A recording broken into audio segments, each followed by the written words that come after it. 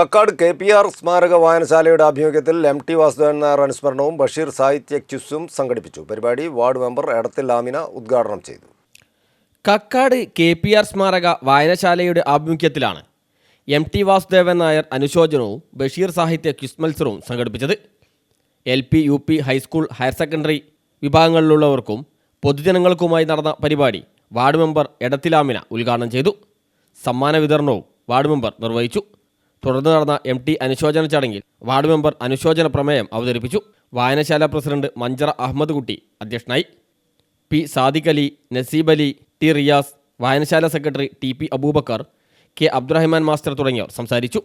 Quiz മത്സരത്തിൽ ഹിന നഷ്വ, മിഷ്ബ ആയിഷ, ആയിഷ ബിൻത്ത്, ഫെല്ല റജ, ഫാത്തിമ സിയ എന്നിവർ വിജയികളായി. ഉപജില്ലാ കലാമേളയിൽ വിജയികളായവരെയും ചടങ്ങിൽ ആദരിച്ചു. News bureau, Mukkam.